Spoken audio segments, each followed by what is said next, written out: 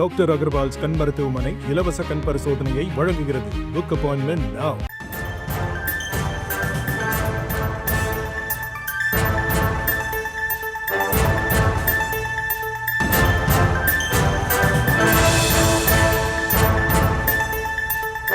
அண்மைச் செய்தி. அதிமுக பொதுச் செயலாளர் இபிஎஸ் தாக்கல் செய்த மேல்முறையீட்டு மனுவை ஏற்று உயர்நீதிமன்றம் உத்தரவு பிறப்பித்திருக்கிறது. அதன் அடிப்படையில் கட்சி விதிகள் திருத்தத்தை எதிர்த்து வழக்கு தொடர 2022 தனி நீதிபதிகள் பிறப்பித்த உத்தரவானது ரத்து செய்யப்பட்டிருக்கிறது. முழுமையான விவரங்களோடு இணைகிறார் எம்முடைய செய்தியாளர் மதியழகன். மதி, வணக்கம். முழுமையான விவரம்.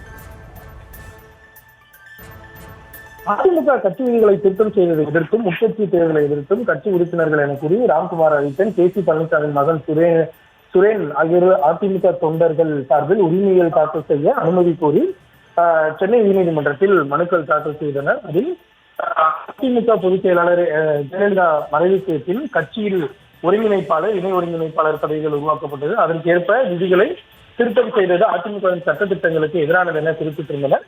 இந்த மனுவை விசாரித்த சென்னை உயர்நீதிமன்ற தனி நீதிபதி அதிமுக தொண்டர்கள் சார்பாக கட்சி விதிகள் திருத்தத்துக்கு எதிராக இருவரும் வழக்கு தொடர அனுமதி அளித்து உத்தரவிட்டிருந்தார். இருவருக்கும் வழக்கு தொடர அனுமதி அளித்த சென்னை நீதிபதி பிறப்பித்த உத்தரவை ரத்து செய்ய கோரி எடப்பாடி பழனிசாமி தரப்பில் சென்னை உயர்நீதிமன்றத்தில் இரு நீதிபதிகள் அமர்வில் மேல்முறையீடு செய்யப்பட்டது. இந்த மனுவை நீதிபதிகள் அனிதா சுமந்த் மற்றும் என் செந்தில்குமார் அமர்வு ஆகியோர் விசாரித்தனர்.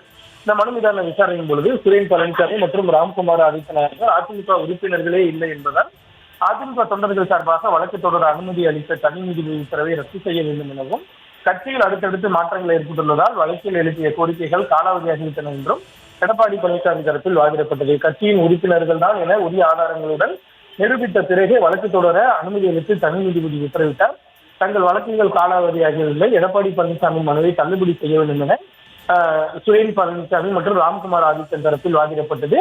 அனைத்து தரப்பு வாதங்களையும் கேட்ட நீதிபதிகள் இந்த வழக்கினுடைய தீர்ப்பை ஒத்திவைத்திருந்தனர். இந்த நிலையில் இந்த வழக்கில் இன்று தீர்ப்பளித்த நீதிபதிகள் எடப்பாடி பழனிசாமி தாக்கல் செய்த மேல்முறையீட்டு மனுவை ஏற்று தொண்டர்கள் சார்பில் வழக்கு தொடர சுரேன் பழனிசாமி, ராம்குமார் ஆதித்தன் ஆகியோருக்கு அனுமதி அளித்த தனி நீதிபதியினுடைய உத்தரவை ரத்து செய்து உத்தரவிட்டனர்.